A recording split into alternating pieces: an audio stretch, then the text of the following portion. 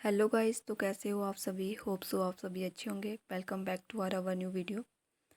तो पिछली वीडियो में हमने स्थायी बंदोबस्त और रैयतवाड़ी बंदोबस्त के ऊपर बात करी थी। आज का जो हमारा टॉपिक है वह है महलवाड़ी व्यवस्था के ऊपर। तो चलिए स्टार्ट करते हैं आज की हमारी वीडियो। महलवाड़ी व्यवस्था को जो है उत्तरी भारत के कुछ हिस्सों में लागू करने के बारे में 1819 में हॉल्ट मैकेंजी ने इस व्यवस्था को लागू करने का विचार रखा। Holt Mackenzie Holt of commissioner के चीफ थे। उनके इस प्रस्ताव को अंतिम रूप 1822 ईस्वी के अधिनियम रेगुलेशन एक्ट 17 में औपचारिक रूप से दिया गया। इस व्यवस्था का उद्देश्य मौजूदा गौ संरचना का लाभ उठाकर राजस्व संग्रह को बढ़ाना था, जिसमें गौ का मुखिया या लंबरदार समुदाय की ओर से राजस्व इकट्ठा करने के लिए जिम्मेदार था। महलवाड़ी व्यवस्था का संशोधन 1833 ईस्वी में लॉर्ड विलियम बेंटिक द्वारा किया गया तथा इस संशोधन का उद्देश्य भूमि उत्पाद की प्रक्रिया, अनुमान लगाने की प्रक्रिया को सरल बनाना था। उत्तरी भारत में भूमि बंदोबस्त के जनक माने जाने वाले मार्टिन वर्ल्ड ने इस संशोधन योजना की देखरेख की तथा खेती और प्रति भूमि दोनों क्षेत्रों के लिए सीमाओं का मूल्यांकन किया और भूमि के विभिन्न भागों का सर्वेक्षण करवाया। महलवाड़ी व्यवस्था के अंतर्गत प्रारंभिक समझौते में राज्य का हिस्सा 30 वर्षों के लिए कुल मूल्य का 66% निर्धारित किया गया था। इस दर को लॉर्ड डलहौजी ने 1855 में 50% तक घटा दिया था। ब्रिटिश भारत के उत्तर पश्चिमी क्षेत्रों में शुरू की गई यह प्रणाली संयुक्त प्रांत, मध्य प्रांत और पंजाब के कुछ हिस्सों तक विस्तारित हुई। इसमें मालगुजारी जैसे क्षेत्रीय बदलाव भी जरूरी थे। महलवाड़ी व्यवस्था में भू राजस्व संग्रहण के लिए सामूहिक जिम्मेदारी पूरे महल को दी गई थी। महलवाड़ी व्यवस्था में महल शब्द का शाब्दिक अर्थ है संपत्ति। इस व्यवस्था में राजस्व महल की कृषि उपज पर आधारित था, जिसका अर्थ है लगाए गए कर की राशि महल के भीतर की भूमि के उत्पादन और उत्पादकता के आधार पर निर्धारित की जाती थी।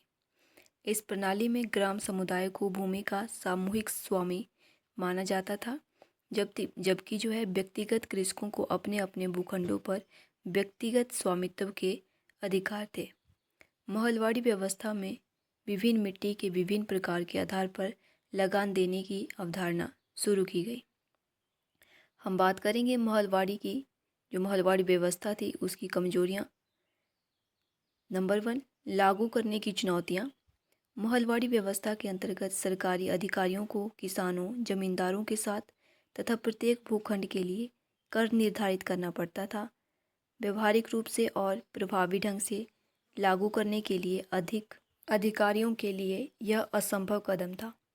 नंबर 2, गलत आंकलन और भ्रष्टाचार। राजस्व आंकलन अक्सर गलत होते थे, सटीक मापों के बजाय अनुमानों पर निर्भर होते थे। इसके अतिरिक्त अधिकारी अक्सर सरकारी राजस्व बढ़ाने के लिए इन आंकलनों में जो है हेराफेरी करते थे, जिससे भ्रष्टाचार के अवसर पैदा हुए। नंबर 3, भूमि हस्तांतरण के मुद्दे। किसानों और भूमि अनुदानों द्वारा कर दायित्वों को पूरा करने में असमर्थता के कारण साहूकारों और व्यापारियों ने भूमि के एक बड़े क्षेत्र पर कब्जा कर लिया। नंबर 4, प्रशासन की लागत। ब्रिटिश ईस्ट इंडिया कंपनी के दृष्टिकोण से महलवाड़ी प्रणाली की लागत अक्सर इकट्ठा किए राजस्व से अधिक होती थी, जो प्रणाली में अकुशलता को उजागर करती है। नंबर 5, महलवाड़ी प्रणाली का प्रभाव। इस प्रणाली में स्थानीय ग्राम नेताओं को राजस्व प्रबंधन का भार सौंपकर ग्राम समुदायों के भीतर सामाजिक असमानता और शक्ति गतिशीलता को बढ़ावा दिया। दोषपूर्ण महलवाड़ी व्यवस्था के कारण किसानों को ब्याज भुगतान के भारी बोझ के साथ साथ जो है लगभग 14,200 मिलियन का किराया और ऋण का सामना करना पड़ा।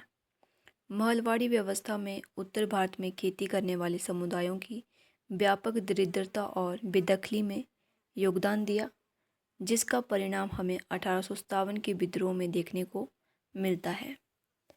तो गाइस, ये थी आज की हमारी वीडियो। आशा करती हूँ आप लोगों को वीडियो अच्छी लगी होगी।